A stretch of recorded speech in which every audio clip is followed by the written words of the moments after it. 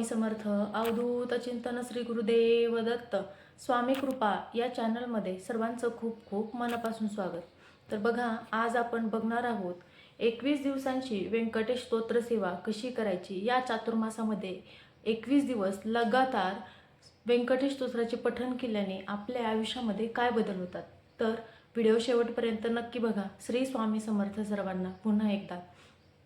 तर बघा, ज्यावेळेस आपण श्री व्यंकटेश स्तोत्राचे 21 दिवस 21 पाठ करण्याचे अनुष्ठान करत असतो, त्यावेळेस आपल्या मनातील इच्छा अपूर्ती तर होतेच, पण आपल्या जे काही आयुष्यामध्ये अडकलेली कामे आहेत, त्याचबरोबर आर्थिक मानसिक स्थैर्यासाठी सुद्धा अत्यंत प्रभावी व्रत मानलं जातं. त्याचबरोबर आता व्यंकटेश स्तोत्र ह्या किंवा भगवान विष्णूंचं नामस्मरण केल्यानं काय होतं, तर हे स्तोत्र म्हणजे भगवान विष्णू आणि व्यंकटेशाच्या विविध नावांची रूपांची स्तुती आहे. नामस्मरणामुळे चित्त तर शुद्ध होतंच, पण मन सुद्धा पवित्र होतं. कलिहारामध्ये सुद्धा आपला तारक करणारा भगवान विष्णूच असतात. कलियुगात भगवंताचे नामस्मरण हीच सर्वात मोठी साधना आहे. त्याचबरोबर व्यंकटेश स्तोत्र सर्व पाप आणि दुःखांचा नाश करणारे मानले गेले आहे. त्याचबरोबर ब्रह्मदेवांनी नारदांना सुद्धा सांगितले होते. हे स्तोत्र ब्रह्मांड पुराणात असून ब्रह्मदेवांनी नारद मुनींना सुद्धा सांगितले आहे. हे स्तोत्र खूप प्रभावी आहे आणि ब्रह्मांड पुराणामध्ये सुद्धा याचं खूप महत्त्व आहे आणि याची ऊर्जा अतिशय प्रमाणामध्ये जागृत आहे. अतिशय जागृत आहे म्हणजे बघा, ज्यावेळेस एखादा व्यक्ती 21 दिवसाचं अनुष्ठान करत असतो ना, त्याची कठीणातली कठीण इच्छा 21 दिवसामध्ये किंवा 21 दिवसाचं व्रत झाल्यावर नक्की पूर्ण होते असं सुद्धा म्हटलं जातं. त्यामुळे ज्यावेळेस आपण 21 दिवस हे स्तोत्र पठण करत असतो, त्यावेळेस त्याची ऊर्जा अतिशय जागृत होते.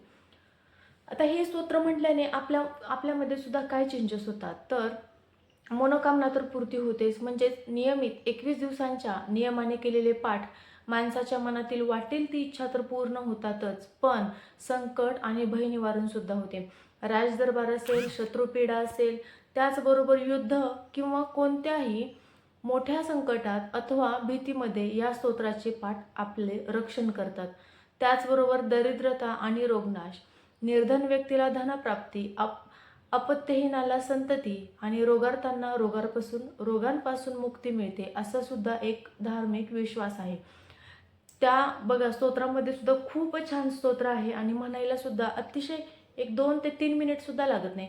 1-2 मिनिट सहज, म्हणजे व्यवस्थित. आता कुठलंही स्तोत्र वगैरे आपण पठण करत असतो, त्यावेळेस त्याचा व्यवस्थित अर्थ आपल्या मुखावाटे निघला पाहिजे. कसंही येडवाकडं मोडकं तोडकं असं म्हणायचं नाही. जरा वेळ लागे ना का, पण जरा शब्द अवघड असतात, त्याच्यामुळे व्यवस्थित म्हणण्याला सुद्धा तितकंच महत्त्व आहे. त्याचबरोबर आपल्या मनातील किंवा आपला मानसिक ताणतणाव सुद्धा कमी होतो आणि घरामध्ये सुख, शांती आणि समृद्धी सुद्धा नांदते. असं सुद्धा या स्तोत्राचं इतकं महत्त्व आहे. बघा, आपण बऱ्याच वेळेस आपल्याकडून काय चुका होतात माहिती आहे का? कधी कधी बघा, आपण म्हणतो या दिवशी केस कापायचे नाही, या दिवशी नख कापायचे नाही, किंवा आपण संध्याकाळच्या वेळेला दिवे लागण्याच्या वेळेला आपल्याकडून काही चुका होतात. मग बऱ्याच वेळेस लक्ष्मी नाराज होते असं सुद्धा म्हटलं जातं. मग किंवा कोणी घरी आलं, आपण त्याचा मानसन्मान करत नाही, किंवा अचानक बघा असं पण असतं, आपली परीक्षा देव खूप कठीण पद्धतीने घेत असतो. अचानक आपल्या घरी एखादा व्यक्ती येतो आणि आपण त्याला इग्नोर करतो आणि तो व्यक्ती तसाच जातो. अशाने सुद्धा लक्ष्मी नाराज होते. कुठलाही पाहुणा असेल, कुठलीही एखादी व्यक्ती असेल आपल्या घरी आलेली, किंवा एखादी लेडीज असेल, तिचा घरी आल्यावर मान सन्मान केला पाहिजे. तिला कमीत कमी साखर, हळदी कुंकू वगैरे लावून तिला हातावरती साखर तरी दिली पाहिजे. चहा वगैरे नाही, दूध. आजकाल कोणी कोणाच्या घरचं काही खात नाही. बऱ्याच लेडीज, बरेच जेंट्स सुद्धा पाळतात. पण जरी आलं ना, हळदी कुंकू वगैरे देणं, त्याचबरोबर साखर तरी देणं, हे आपलं काम आहे. आणि आपण जर समजा एखाद्या, बऱ्याच आता आपल्या घरामध्ये येतात, तशाच जातात. हे कुठंतरी आपली सुद्धा एक देवपरीक्षा बघत असतो. कोणी कोणाच्या रूपामध्ये कधी येईल सांगता येत नाही. त्यामुळे आपल्याकडून बऱ्याच वेळा लक्ष्मी नाराज होते. मग परत आपण म्हणतो माझ्या घरामध्ये पैसा टिकत नाही, शांतता नाही, कलह, अशा गोष्टी वगैरे होतात सगळ्या.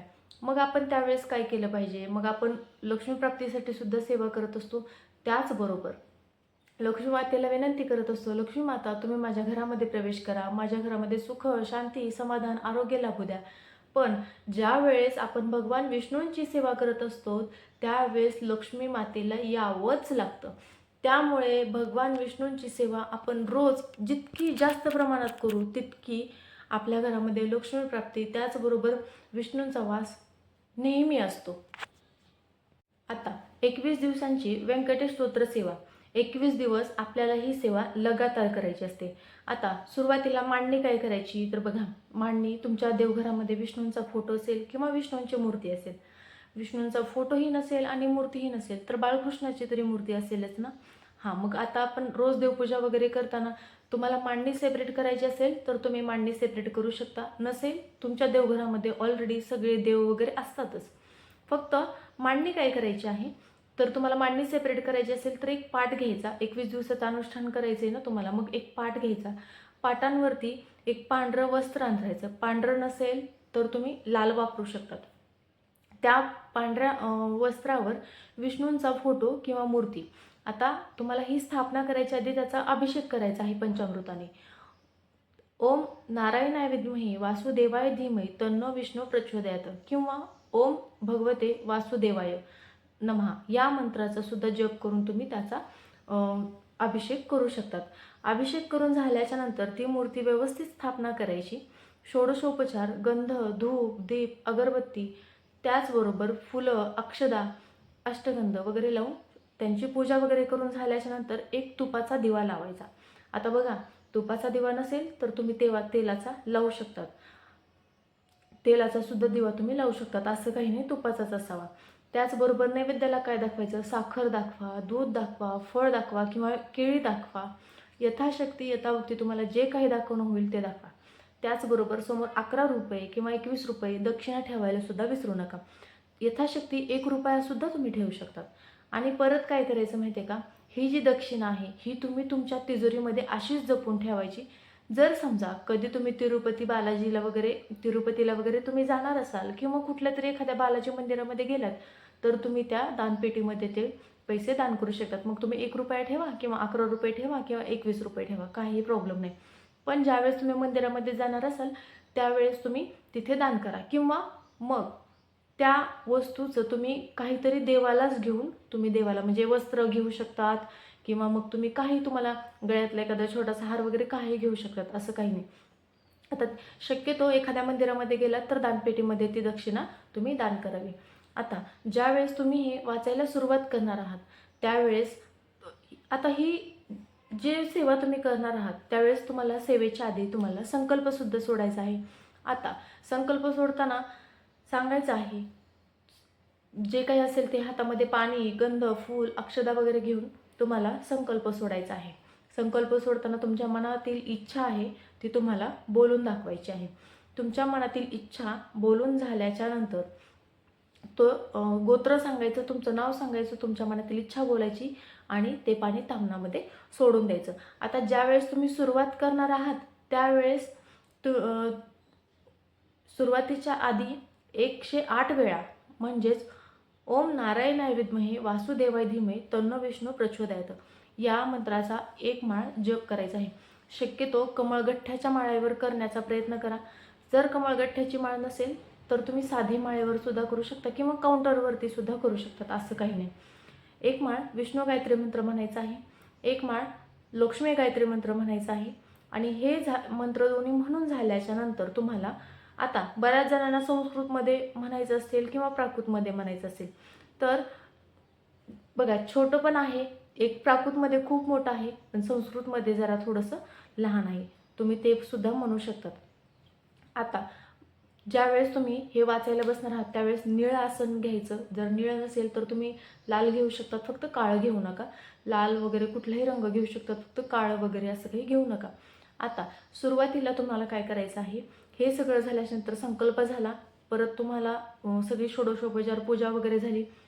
त्याचबरोबर आता ही जी सेवा आहे तुम्हाला कधी सुरुवात करायची आहे, मग तुम्ही एखाद्या एकादशीपासून सुरू करू शकतात किंवा एखाद्या गुरुवारी सुरू करू शकतात किंवा एखाद्या बुधवारी पण करू शकतात किंवा एखाद्या शुक्रवारी पण करू शकतात.